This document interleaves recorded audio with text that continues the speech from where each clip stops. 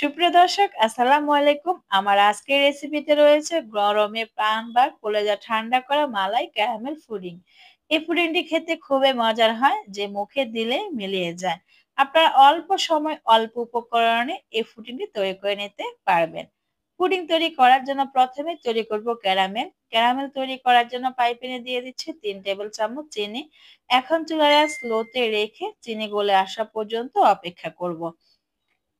তো চিনি গলে এসেছে, আমি ক্যারামেলটা আরেকটু কালার করব, তবে পুড়ে ফেলা যাবে না, তাহলে পুডিং খেতে তিতো লাগবে। তো আমার ক্যারামেল তৈরি হয়ে গিয়েছে, এখন দিব হাফ লিটার লিকুইড মিল্ক। আরো দিচ্ছি 3টা সবুজ এলাচ। আমি এলাচগুলোকে মাথার দিক দিয়ে কিছুটা ফেটে দিয়েছি। এখানে দুধের সাথে এলাচ দিলে পুডিং এর ফ্লেভার খুব ভালো আসবে। এখন দুধটাকে এক নাগাড়ে নেড়ে ক্যারামেলটা গলিয়ে নিতে হবে। এখানে ক্যারামেলের সাথে দুধ দেওয়ার পর প্রথমে ক্যারামেল শক্ত হয়ে যাবে, তবে ভয়ের কিছু নেই। 2 মিনিট জাল করলে ক্যারামেল গলে যাবে আর দুধের সাথে ক্যারামেল ভালোভাবে মিশে যাবে। দেখুন দর্শক, 2 মিনিট জাল করার পর ক্যারামেল দুধের সাথে ভালোভাবে মিশে গিয়েছে আর দুধের কালারটাও চেঞ্জ হয়ে এসেছে। তো আরো কিছুক্ষণ জাল করে নিয়েছে।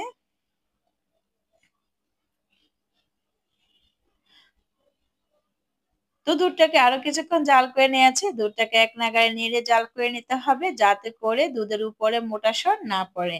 দুধের মধ্যে এলাচের খুব সুন্দর একটা ফ্লেভার ছড়িয়ে পড়লে এলাচগুলো তুলে ফেলছি। এই পর্যায়ে দিচ্ছি 3 টেবিল চামচ চিনি। আপনারা আপনাদের টেস্ট অনুযায়ী মিষ্টির পরিমাণটা দেবেন, তবে এই পুডিং এ বেশি মিষ্টি দিলে খেতে ভালো লাগবে না। আর দিচ্ছি 2 টেবিল চামচ পাউডার মিল্ক। এখন একটা হ্যান্ড উইক্সের মাধ্যমে দুধটা ভালোভাবে মিশিয়ে নিয়েছি।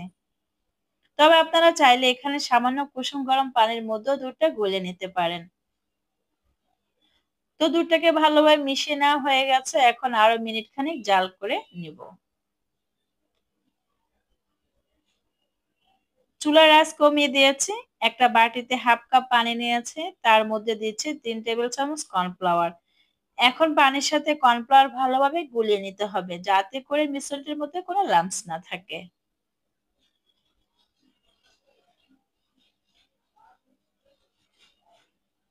মিশ্রণটি গুলিয়ে নেওয়া হয়ে গেছে, এখন মালাইয়ের সাথে দিয়ে দিচ্ছি। মিশ্রণটি দিয়ে এক নাগাড়ে নাড়তে হবে, নাড়া বন্ধ করলে দলা পেকে যেতে পারে। কিছুটা সময় নাড়ার পর মিশ্রণটি ঘন হয়ে গিয়েছে, এখন আরো কিছুটা সময় নেড়ে ঘন থকথকে করে নেব। তো মিশ্রণটি ঘন থকথকে হয়ে গিয়েছে, এখন নামিয়ে নেব। আমি যে বাটিতে পুডিং সেট করব সে বাটিতে সামান্য ঘি ব্রাশ করে নিয়েছে, এতে করে খুব সহজে পুডিংটা মোল্ড আউট করা যাবে। পুডিং এর উপরিভাগটা স্প্যাচুলা দিয়ে সমান করে দিচ্ছে